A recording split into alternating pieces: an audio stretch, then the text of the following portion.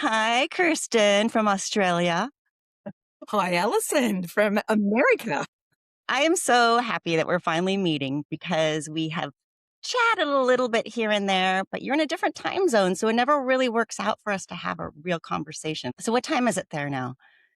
It is 8:30 in the morning on a school day.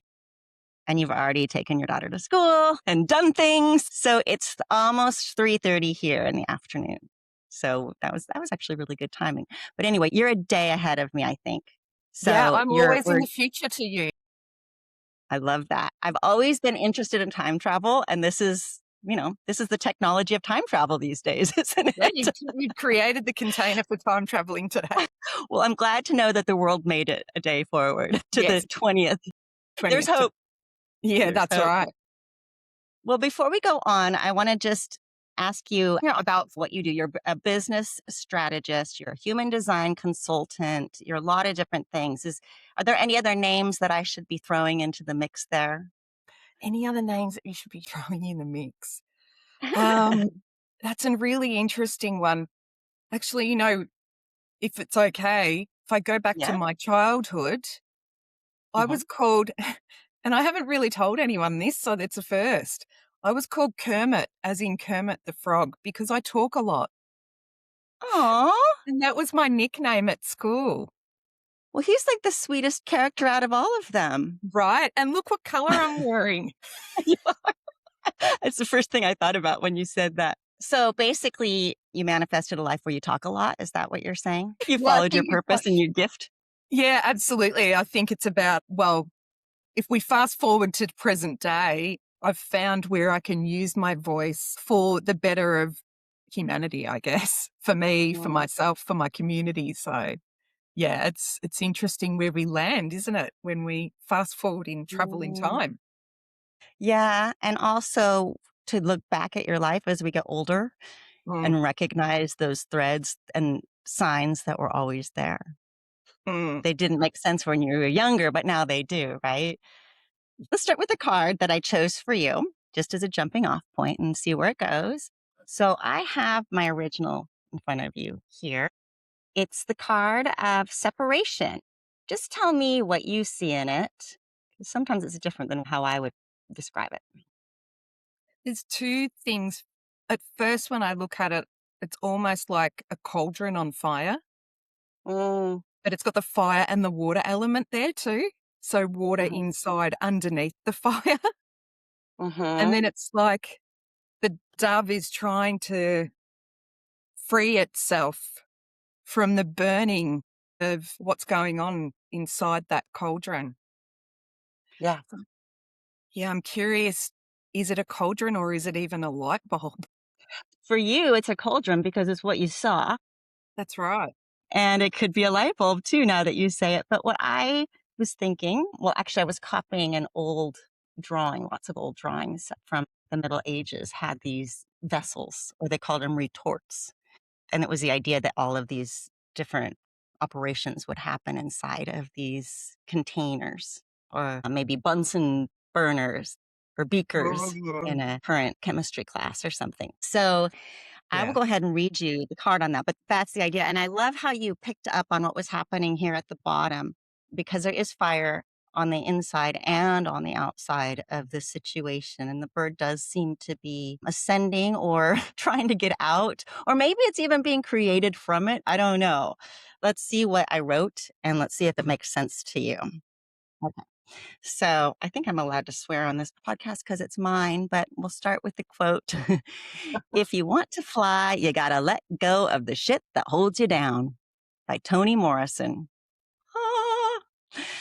The separation stage is connected to the element of air and is sometimes represented by a dove ascending from the matter, because at this point, the alchemist saw the work as being touched by the hand of the divine, now moving upward towards spiritual enlightenment. In the separation stage, the pure essence is extracted from the rest of the mixture. This stage asks you to be honest and objective about your strengths and weaknesses. This is a good time to utilize the archetype of the witness, detaching yourself from situations and recognizing your reactions. Can you simply be aware of your thoughts and feelings without identifying with them or becoming attached to them? Can you recognize what is worth keeping and what you've grown out of? This is a time of reflection and simplification, a shedding of the old skin. How can you preserve what is authentic at this point of the journey and separate from the old personas that you'd collected, whether by choice or by conditioning? Now, if you are in this stage of the journey, rejoice. This is a time of liberation when you can free yourself from previous resentments and cloying emotions that have brought discord to your worldview and relationships. This is a time of disentanglement. Sometimes we have to experiment with new perspectives in order to gain distance from ourselves. Until now, you may have just been too close to yourself to know what wasn't working. Lightness and liberation are at hand. You have clarity and you have choices. Beautiful. There's so much that comes up with that for me. It's Yeah. super, super interesting. Yeah, the shedding and the awareness was kind of like, I had like these goosebumps all through me when you read through that. In our lives, we have to shed a lot of things, right? For us to open up and become aware of what's reality for us. That's right. Yeah, and then to be liberated and to become free from the separate and become Mhm. separate. And, you know, line sixes, which I am in my human design, I have 56.6 if we're talking through the gene keys language. It's about being separate from the herd. Mm. Mm. So there's so many Yes. things that popped there. But Mm. if I may go back from the beginning, if that's all right with you, Yeah, absolutely. there's quite a few things that came up with becoming separate. Like my life's work I've learnt is all about sharing my voice, Kermit the Frog, the Kermit talker, the Frog. friendly talker, It ain't easy being green. you know, because I'm a storyteller and I tell stories now being enriched with the journeys that I've had of how I've separated myself from others through my life. And I've been very fortunate, or I guess it was where I was meant to be, is to travel all over the globe from a very young age. And I was a Oh. very determined person to break from the mold of, I guess at the time when I was young, I thought we didn't have a lot. But in retrospect now, becoming obviously a mother and having a family, you realize how much you did have. Yeah, I always kind of wanted more. I always wanted to venture across the world and see all these ancient lands and visit a lot of World UNESCO heritage places. I don't know why, but I felt very drawn to them. Mm. Was very lucky that I have been to many, many, many, many, many in Yeah. my younger years. So that's the initial kind of thing I think about becoming separate for me and then becoming liberated through shedding some of the old, you know, conditioning, shedding some of the wounds as well. And yeah, really becoming liberated in my later life, but also along the journey along the way. And I probably Mhm. didn't realize I was liberating myself. So I can Mhm. see that dove, how it's on fire and it's yearning to break out, but it needs to also be grounded and have that water element where it needs to be attached again. And Mhm. it's almost like it's warming up. It's not quite on fire when it's inside, but on the outside, it's burning and it's wanting Mm. to break free from where it is and what's happening in its life. But it's still inside that cauldron, like in that Mhm. container, Mhm. Mhm. and it hasn't quite popped yet. Right. Right. One of my favorite movies is The Truman Show. Mhm. And as you said, that last thing about liberation, I think about that scene a lot at the end of that movie because he was like in this container. It was all manufactured for Mhm. him to stay in this place. They made it so he's afraid to go across the bridges and stuff. But at the end, you know what I'm talking about. You've seen this movie, Yeah, right? I do. Then I can skip it. But I think about that in my mind sometimes. And as you're speaking, for some reason, it's making me think of this card because he's in there. He's trying to escape and everything. The water gets more crazy and the storm gets bigger. And then he basically finally hits the wall and you Mm. realize that there's this capsule around it and there's an exit door and stairs right there. And then you can separate from the whole thing. But he couldn't do it until he was really aware enough. And it took time, Oh, you know. oh, mm. It also comes to, like, being able to break free, but from evolving, like, through the Mm, evolution of our own lives as well.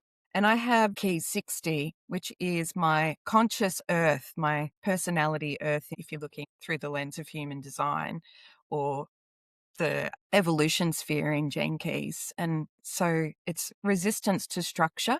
And maybe because it's held in that container and there's a structure mm, there for it to want to break free and it wants to break out, but it's not ready. It's not quite mhm, ready yet. And it's really interesting because I look at my life and I finally feel like that's where I am. I finally landed where I'm meant to be.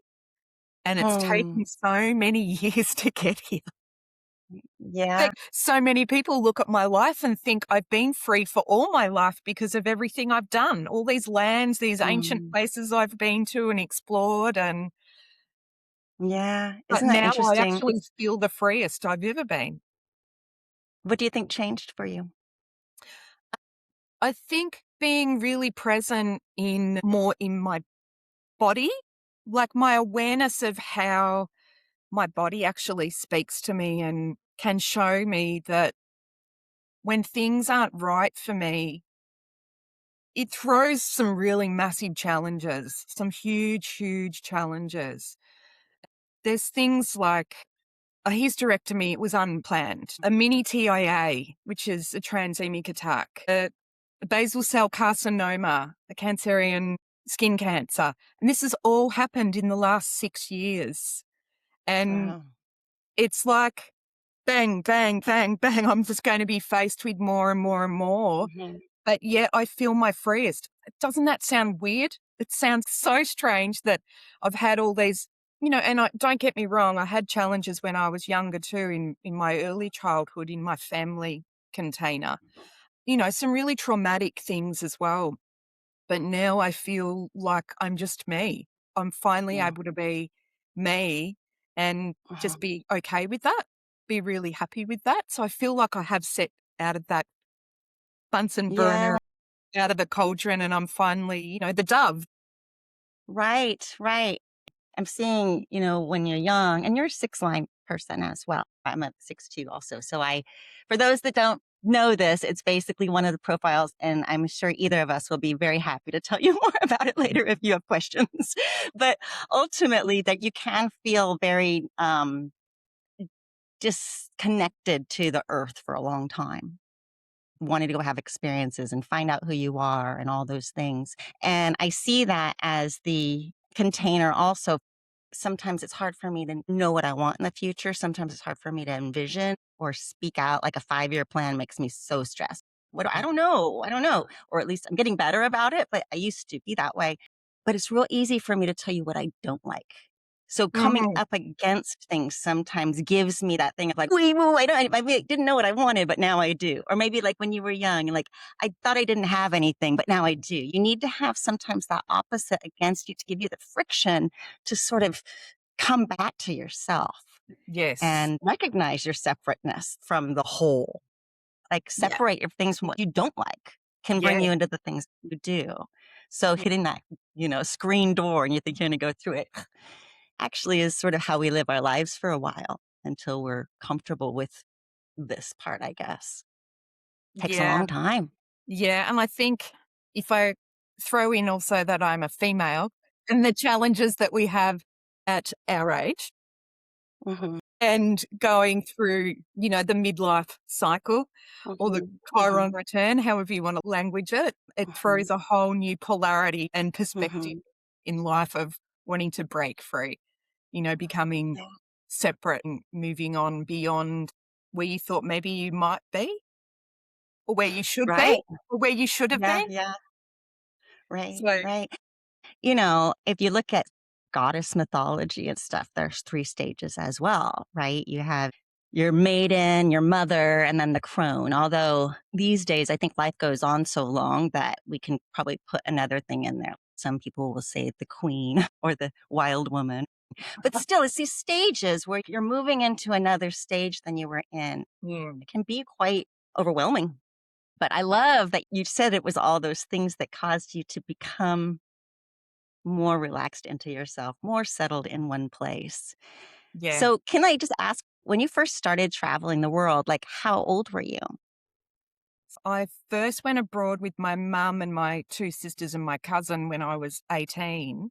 And that was a big deal. I'd had one friend from school that had traveled abroad before, but I didn't really know anyone else that had been abroad apart from a cousin.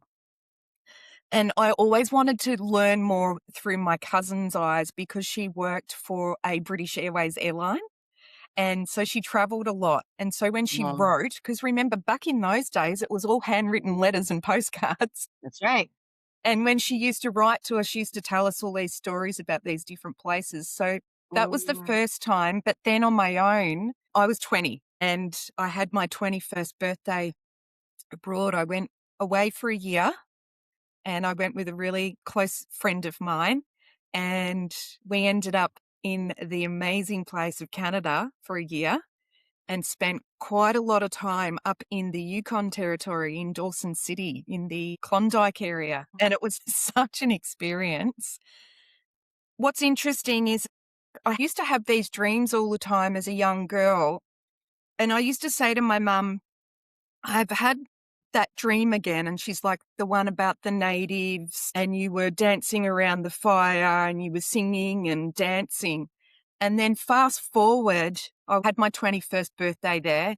And I realized that these are the dreams that I used to have as a child because I used to work and live with Inuits mm, and they used to come in off the land into town. And I was lucky enough that I actually lived next door to the descendant of Percy de Wolfe, who mhm, did the sled dog run, the mail run.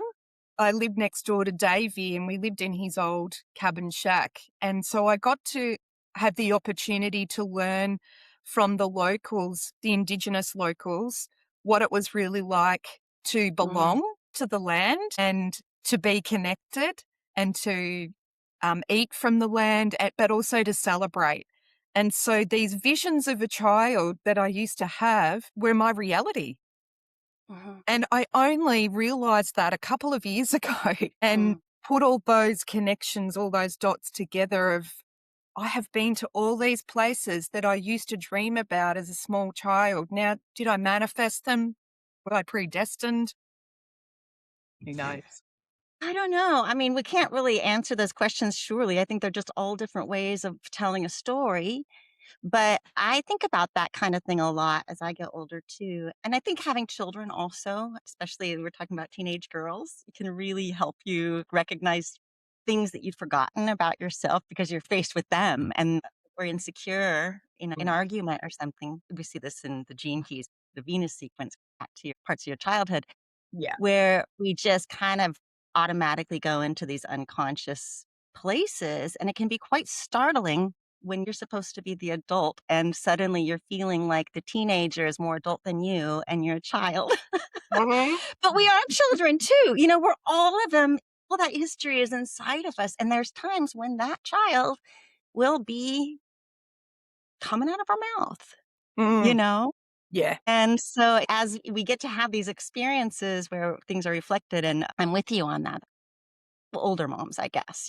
So we're Yeah. talking about hormonal changes just as the girls are moving into their Just hormonal as our changes. children are going through hormonal changes. Yes, talk about the card, Yeah, right? I talk mean, about becoming separate and being on fire. two realities happening in the same home. But yeah, that's been my experience and other moms like me too. So it's fun Mm. because for me, I start to realize there's a spectrum basically back to your childhood or even when your parents were dreaming about you back in the womb and then out to the end of your wise life and then what's left of your legacy after you go. And we're like this little bead on an abacus. The present is the bead that moves between wherever we are. And at any point, we could be channeling But I sometimes almost think, okay, so there's this direction coming from the future saying, this is your life. Come to me. I'm going to Mm. share the messages. I'm going to tell you the messages. You have these dreams so that one day I can connect and get to the next part where I need to be. And then the other part, trying to be remember me. Don't forget about me. Don't leave me behind. And then going back and forth. And I just love that we have so much capacity inside of us for all of the ages at once. But ultimately, it needs to come out of the present body. That's what I've learnt now is my gift, right? My gift of being able to tell these stories of these journeys that I've been Mm, on. Let's go back to that separate word again and how I separated, but I also shed a lot of things through going on those different journeys. And at oh, 20, yeah. you're Brave. really young still, right? At 20 years old, leaving the coop and venturing abroad and moving away and not really having a plan of when you're coming back, even though Mm, it's a 1 year kind of plan, but not really. yeah, anything could happen.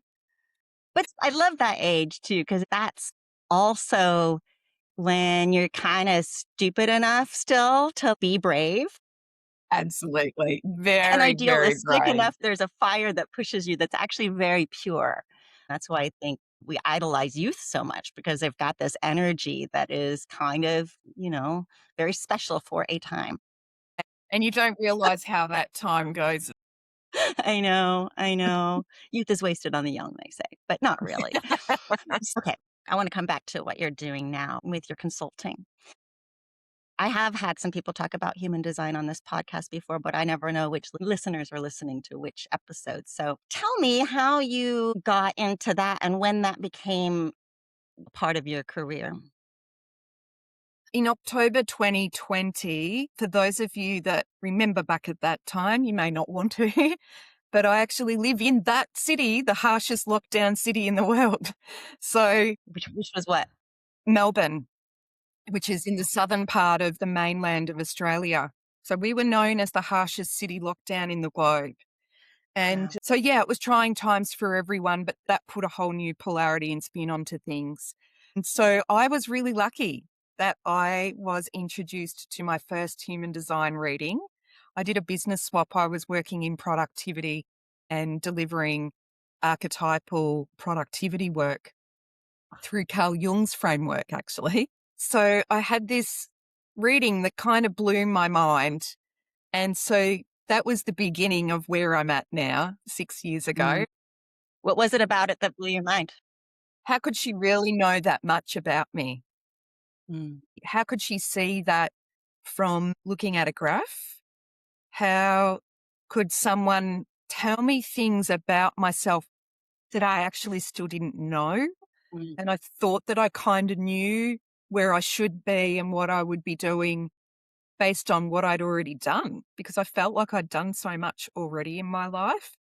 It was that kind of pivotal moment. It was not even 4 weeks later that I'd found someone here in Australia that was actually delivering a human design certification course, and I jumped straight in. I was all in. Yeah, that's kind of that Yeah, it's great. new chapter of my life. And Yeah. so over the years, I've been lucky that it was not maybe about 8 months later that I was introduced to Gene Keys, and I believe that that's when I actually met you inside one of the Venus sequence containers, I think, from Oh my memory. gosh. Yes. I've forgotten Yeah. about that. I got mushy in my memory because, It was a long yeah, time ago. Like, I it feel was like a it was long time right ago. when I very Yeah. first started. So through those works and because I was already working with Carl Jung's work and diving into archetypal shadow kind of work, but through the model of disc. Mhm. But it was extended disc that I was delivering. And we created these productivity archetypes so people could actually understand our language. I was so desperate, but also very curious that I wanted to see how these two frameworks actually could become one and deliver them both at the same time. And it wasn't the right timing for me. It really wasn't the right timing for me to be delivering both of those. So it's taken me years. I feel like almost 6 years later, but I've been doing this on my own solo for about a year and a half now as a business, but I've been in this world for 5 plus nearly 6 years. So Mhm. it's where I'm meant to be. It's where I feel at my calmest. I feel like it's the space that I can use my voice. I can share my stories. I have a monthly women's circle, and it's a really beautiful, gentle experience that they can open up and learn more and explore more about themselves Mm, through just being very present. mm. And that's what I feel like is the space that I'm meant to be doing. So how many people come to your circles? We have a really small circle, so I only open it up to a maximum of 8 women each month. Okay. So it's very intimate, it's very personalized as well. So I want them to be present as well as me being present for them so that we can really dive into whatever is calling them at the Yeah. time. But we also discuss about what the current transits are, the planetary transits. And so there's a bit of astrology and the Gene Keys language brought into the conversations, how they can open up and learn more about themselves. And I feel like there's a real yearning for that. You know, women are really wanting to understand themselves, especially again, referencing back to our age, breaking from the Mhm, mold, some of them in the literal sense, separating from mhm, partnerships, re identifying themselves. Who are they becoming now? Who do they want to be, or who did they always want to be but didn't? mhm. And so that container Yeah, itself allows them to break free, to be who they want to be. yeah. Well, I don't know how it is in Australia with your news, but there's just so much coming up to the light in terms of control and consent Mhm. and victimization of women and coercive religion. There's so much that everybody is being affected on one level or another. It's coming back to that idea of separation for me. I was really happy to actually read that and see how positive it was because I wrote it quite a long time ago. Wow. And sometimes when I think of separation, my body just goes, "No, I'm a Cancer rising. I wanna attach." Little crab hands, "Oh, hold on to the past," or an identity or whatever, and it's like, once you start to see something, it's really painful for some Mm. to, like, come out of that denial and into a Yeah. new reality, and a lot of times you don't know if there's anyone to catch you in that new reality, kind of like the end of the movie. I think what you're saying about the circles is so important too, just because the wisdom has been taken from us, in a sense, or the shared wisdom, I should say, because a lot of wisdom comes through spontaneously when women are together in circle. Yeah, that's right. It's almost like a deep initiation into something that they're wanting to have, but they haven't allowed themselves to be. Mhm. So they Mhm. can't break Yeah. free and become separated from the norm, like outdated identities, the Mhm. misalignment of Mhm. things, the Yeah. relationships, environments that drain them. Even people, we talk about this and people trying to move out of abusive relationships or even just jobs you don't like anymore. It's like, it's already there. I'm more afraid of starting anew and being separate than I am staying in this horrible place. A lot of times when people get out, finally, maybe they're pushed out of it through life's situations, then they leave and they're like, oh, I finally feel myself. It's actually stepping into the fear. What's holding them back? And what if, it only took 20 seconds or a minute to let go of the fear and actually go, oh, that actually felt okay. Yes, I know. Surviving it. What? I'm still here. It wasn't that bad. I'm still like that though. I can run myself in circles around that kind of stuff, but you're so right. It usually isn't as bad as what you think it's going to be. Yeah. I want to also bring up this idea of separation with the human design because in the human design system there are two sides, right? So you have all your Mhm. birth information Mhm. based on your birth time and where the planets were and you get all this information from that. And then there's another side that shows you what all that would be potentially in the time when the soul comes online, I guess, but it's 88 degrees before. So it's like 3 months before your birthday. And there's these two charts that kind of complement each other, but are a little bit different. And it's about kind of bringing these things two together, but recognizing which parts are your conditioning and which parts are your natural self. And we couldn't live in this world without conditioning. That's why babies take so long to raise. You got to teach them to talk. You got to teach them to walk. You got to teach them to like not put their fingers into, sockets, not get eaten by a dingo, So what do you think about that in terms of like separation coming into human design? When I learnt that we have a crystallization, and the crystallization comes into, as you mentioned, the 88 degrees. So roughly 88 days before we're born, you're still in gestation in your mother's womb, and we're delivered a crystallization. Now, if you look at it in the physical sense, it's the prefrontal cortex, if I've got it correctly, prefrontal cortex where your brain sort of forms and the crown forms. And we get this crystallization and imprint, which is through our body. And so that's why the design side of human design is called your body. And then we have this crystallization on the birth side, on the personality side, another crystallization. So who we're shown to be on the outside world, but yet we were given one 88 days before we were born in gestation. And that's where we've got to come back into. We've got to come back into our body, not into our mind. So it's And almost like a layered shell, like a soft shell around the central part, protect it, but needs to also come back into the program. Sometimes we get stuck in ways that have nothing to do with our true calling or the way we're that's, supposed to be just because of our family of origin or something.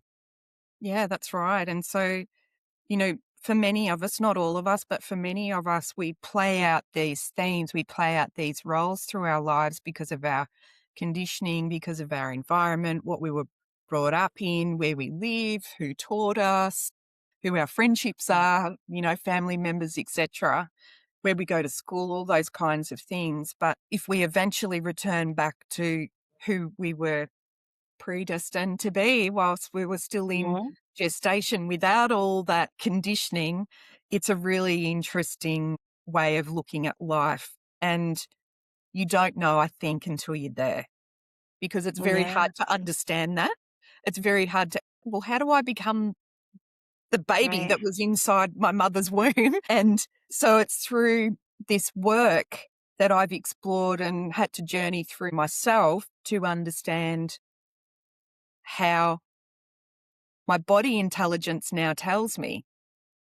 And so that's how I recognize it as signs, Mm, through my body telling me what's correct for me and what's not correct for me in the most mm. simplest way. That's the body side of the design and the intelligence that it's given me. Yeah, I love that. That's really beautifully put. So, right at the moment, which part of human design or gene keys is kind of lighting you up? Is there some realization that you've recently had or seeing some of your clients? I think probably the biggest revelation for me is because I am a business strategist and I do this through leadership work. So I have a coaching program where I have a small group container of women in business that are learning how to level up, I guess, within their own business. But how do they do that if they don't really do it the way that they're designed to be? Mhm, How do they do mhm, it where it's not feeling right for them because there's too many things that they have to do or they're overwhelmed? So, how do they actually find out who they are meant to be and how they're meant to deliver their work through simple frameworks? And so once I started mapping out the frameworks that worked for me, it was a really easy way for me to be able to help others understand it for themselves. And when I started delivering that and then getting the feedback from them, that's what landed for me. And so that's what I love delivering mhm, because it works for them as well. And it's really simple tools, and there's a little bit of implementation of somatic work, taking away some little practices that they can do to remind themselves to stop, to breathe, to mhm. pause, have all these things that we want, but we don't actually implement them in our lives Yeah, because we don't we're too remember when busy. we need them. Yeah, We're too we're busy, too stressed. many distractions. And it's interesting, right? Because my incarnation cross is the left angle cross of distraction. So I know about Um, distractions better than anyone. It was really until I learned how to stop distracting myself is when mhm. kind of things really landed, really, really landed for me. And that's journeying through various Gene Keys sequences and really unpacking my design through the language of the business lens because mentally I wanted to understand it, but I had to bring in that soft feminine side of the lens of Gene Keys for me to really understand it deeply within myself, not just mentally. So And I like, trust. yeah, trust also what my body was telling me and listen to it too, because of all Yeah, these things that have happened to me physically. On a physical level, I had to really understand, well, what's it telling me this time? What is it that I'm supposed to be sharing or giving to others that are going to help them move forward by my lessons that I'm, still learning from? mm, yeah, yeah.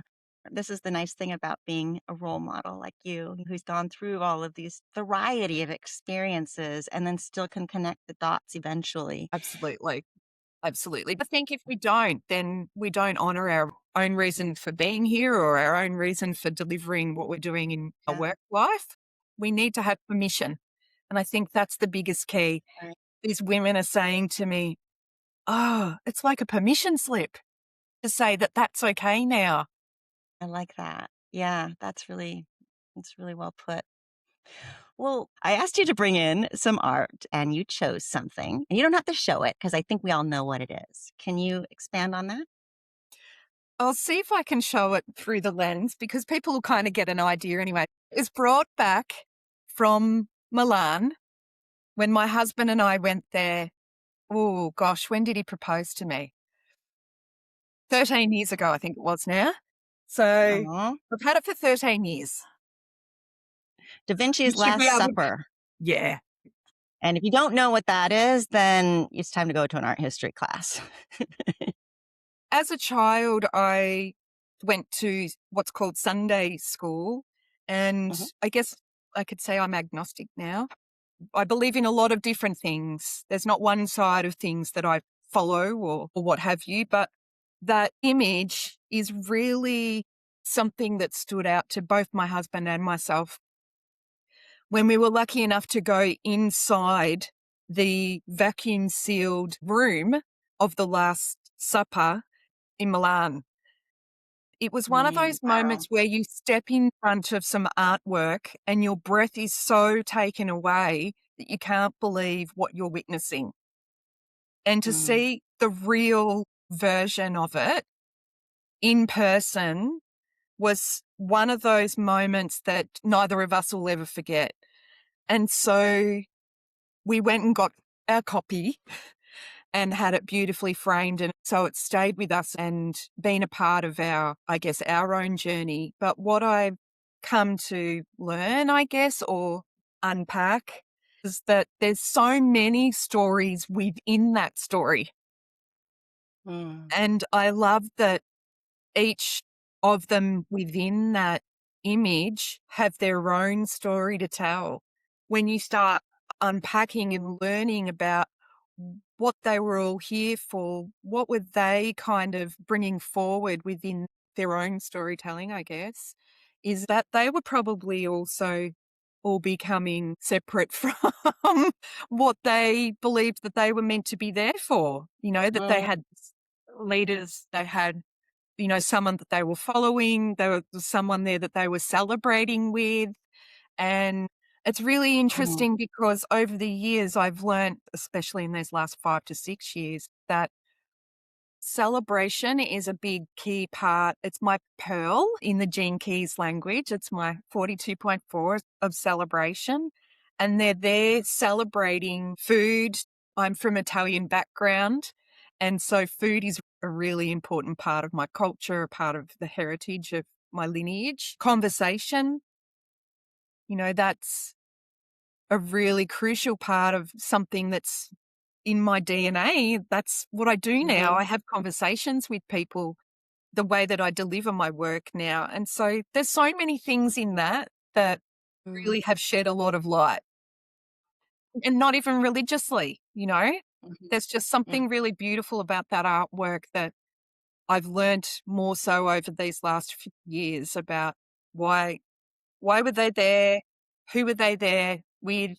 Who were they even sitting next to? And what Yeah. conversations were they Mhm. having with the person that was next to them? It's put out like it's as if it's a tableau, is that what it is? Where they're all looking at you? So you can imagine it being against a big window or a view of something where they're all gonna be looking out. Obviously, normally we'd be looking back and forth at each other, but I was just pulling up a picture of it and just marveling at the artistry Mm, in the brush, and also the idea of it staying so long in people's consciousness. It's such an archetypal picture now because it's been famous for centuries. Most people know what that is. And the yeah. stories are changing too. The painting is the same, but the stories have been changing because sometimes people now look at Judas, like if you look from a Jungian background, he was just the shadow. He was a necessary part of the story. That betrayal wasn't because he wanted to betray necessarily or was consciously even aware of what he was doing. He was fulfilling his purpose. That's right. The next things wouldn't have happened, and so that's another hard way to look at life in terms of time travel. We see things differently depending on the age that we're in, and now Oh, we can also see Mary Magdalene possibly being in that painting yeah. where And she that opens Olivia. up a whole nother level of conversation inside women's Yeah, circles. yeah, and I've talked about it on this podcast, actually. I talked to, Matthew Ashdown, who you probably know. He was talking about the Holy Grail and the Da Vinci Code and Mary Magdalene and stuff like that, so it's definitely these narratives are sort of coming to the surface. And it's not like we're going, oh, the other wasn't true necessarily. It's just kind of creating more nuance because we have more container to hold it. And at some point they didn't. That's why they flushed those things out and changed the stories to a very specific narrative. But I think there were probably lots of times that had different narratives. They just didn't get written down and published as much, you know? Yeah. And I think the other thing is that perhaps the world at the time wanted the stories to be told in a certain way. Hmm. And so now we're learning that they have their own stories That's to right. share, and that we're here to learn not only from them, but from ourselves. And it's going back into what we're here to learn and not necessarily from the other. And so, Mm, you've got to look at it both ways. What are they telling us? But what are we meant to be learning within? So there's yeah. been some really big kind of not revelations, but some really interesting kind of awareness, I guess, of what that gift that we gave ourselves has shown us over the last few years, and journeying through understanding and unpacking some of their stories that are in that amazing image. So thank you Mm. for allowing me to share that, because it's easy to forget that it's sitting up on a shelf. Well, it's a little bit like the dreams, right? You had these dreams when you were young and you would tell your mother. And so she sort of became the container to validate those and, your own memories. But I think if you hadn't talked about them, you might have like second guessed yourself. Like you might Mhm. have been like, maybe I didn't have that dream. But since Yeah, your mom could remind you, it's there, it's put away on a capsule on a shelf, right? For a later time. that's And right. just like that painting, it's up there all the time. You don't look at it a lot, but you have received the medicine and you continue to receive this, let's say semi-consciously, we're looking at the picture and it's giving us the messages, even if we're not thinking about it. And Yes. you have it on the shelf, but it's a container for all that you experienced with your husband on that trip, but also what you're growing into. Mm. Someone who can hold that space for lots of people. Wow. I love that. I, had a Gene Key reading done once by, Peter Tung, well, a couple times at the beginning of my studies, and I had the 13 Gene Key as my, vocation, and he suggested that that was, like, the number of the 12 disciples, and Jesus have, like he's like, "You should always have a circle of spirit guides, you can't have just one. You gotta have the disciples of the main one or something," and I was like, "Huh." But there is something about, I guess, the sacred geometry and the numbers too that we don't fully understand. And just Yeah, get them a and little bit, put them in the capsule, put them up on the shelf, come back to them, recognize them, let them grow with us. when you give yourself that permission slip, there you go. If you give yourself that permission slip to start investigating and diving into some of that sacred geometry, yeah, another whole world Mhm. opens up for you. Yeah, yeah. Well, thank you so much for sharing all of that and everything about your work. It was great to hang out in your aura. And likewise with you, Alison, it's nice to finally be able to have a conversation for a longer duration of time and be on the same time zone, even if it's only for a little part of the day. Yeah, I appreciate that. It just made me wanna talk to you more, though. Like, now I have to write down the notes of what I wanna pick up on my personal stuff that I didn't wanna share on the podcast. But, yeah, thank you so much for sharing. Thank you.